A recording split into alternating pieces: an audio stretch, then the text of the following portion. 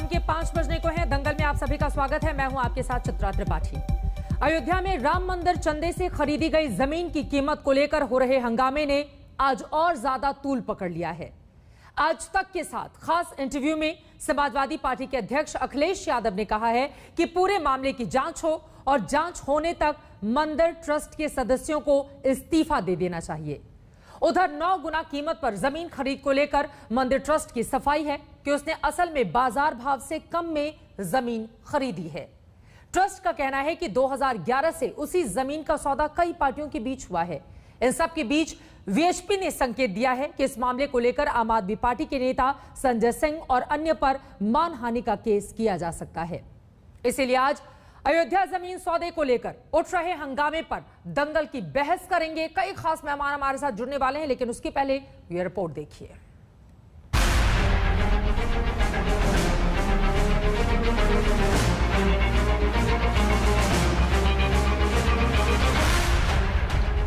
जमीन सौदे की आड़ में राम मंदिर के चंदे की बंदर बांट या राम मंदिर के काम में अड़ंगा लगाने की एक और साजिश। अयोध्या में राम मंदिर के चंदे से 9 गुना कीमत से जमीन खरीदने के आरोपों का सच क्या है? विवादों के घेरे में आया राम मंदिर ट्रस्ट सफाइयों पर सफाइयां पेश कर रहा है। ट्रस्ट की सबसे बड़ी दलील यह है कि अयोध्या में जमीन की कीमत अचानक बढ़ गई है और उसने तो जमीन मार्केट रेट से कम में ही खरीदी है। ट्रस्ट कह रहा है कि मार्च 2018 में उसने जो सौदा किया उसके पहले 2011 से उस जमीन को लेकर जितने भी सौदे हुए थे उसको सिर्फ अमली जामा पहनाया गया। 2011, 2017, 2019 के प्राचीन अनुबंधों को समाप्त करके मालिकाना हक का निर्णय करना बहुत जरूरी था। वह कराया गया। मालिकाना हक का निर्णय होते ही हमने तनिक भी देरी नहीं की।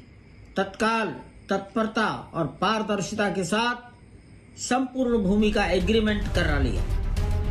अयोध्या की जिस जमीन के सौदे पर हंगामा मचा है वो जमीन 2019 में जावेद आलम के नाम पर थी। 2011 में जमीन करीब 2 करोड़ की कीमत में कुसुम पाठक को बेच दी गई। कुसुम पाठक ने वही जमीन रवि मोहन तिवारी और सुल्तान अंसारी को उतनी ही कीमतों पर बेची। रवि मोहन तिवारी और सुल्तान अंसारी ने ही जमीन ट्रस्ट को बेची है। राम मंदिर ट्रस्ट के लिए राहत की बात यह है कि जावेद आलम हो या सुल्तान अंसारी, दोनों मान रहे हैं कि ट्रस्ट को जमीन बाजार से कम कीमत पर ही मिली है। ये जो ट्रस्ट कह रहा है उस पर आपका क्या मानते हैं? 18 करोड़ में लगभग जी उन्होंने सही लिया है और इस वक्त कीमत जो है वो 20 के ऊपर है। 20 के ऊपर जी 20 करोड़ 20 के ऊपर चल रही है। वही जमीन जो ट्रस्ट ने ली, जो ट्रस्ट ने लिया वो जमीन 20 के ऊपर जो है चल रही है इस वक्त। 25-26 करोड़ के ऊपर का मामला ही है। हाँ जी जी। तो ये तो उनके ऊपर तो आरोप बहुत ट्रस्ट पे लगाए जा रहे हैं। आरोप नहीं, ट्रस्ट ने जो जमीन ली है वो सही ली है।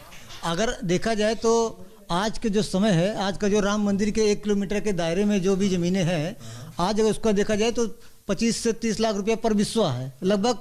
अगर इस जमीन की एक वैल्यू निकाली जाए लगभग 24.5 करोड़ रुपए लगभग इसकी वैल्यू है। अयोध्या जमीन सौदे का सच चाहे जो हो उस पर हंगामा जमकर हो रहा है। खासकर 2022 के यूपी चुनाव के मद्देनजर इस पर राजनीति तेज है। मर्यादा पुरुषोत्तम राम के लिए अगर कोई काम हो रहा हो और प्रश्न उन्हीं पे लग रहा हो जो ट्रस्ट के लोग हैं जिन्हें संभालना है सब कुछ, तो जब तक ये भ्रष्टाचार के आरोप लगे हैं उन पर, तब तक सभी ट्रस्ट के मेंबरों को इस्तीफा दे देना चाहिए। मुख्यमंत्री जी इसका जवाब दे सकते हैं कि 2 करोड़ की जमीन इतने करोड़ में बिक गई हो?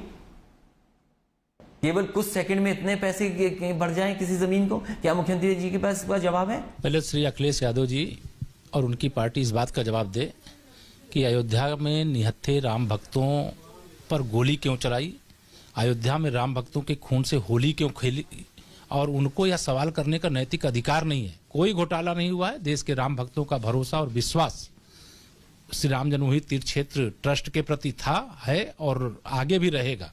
और जो राम भक्तों की भावनाओं के साथ खिलवाड़ करने की या घटिया राजनीति करने की कोशिश चाहे सपा या अन्य कोई भी दल कर रहा है, उसको निश्चित तौर से जवाब राम भक्त देंगे।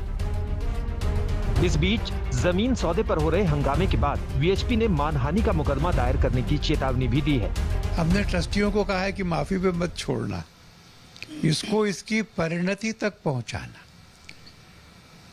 मानहानि का दंड मिलना चाहिए। इसके बाद में ये विवाद और कहां तक जाएगा?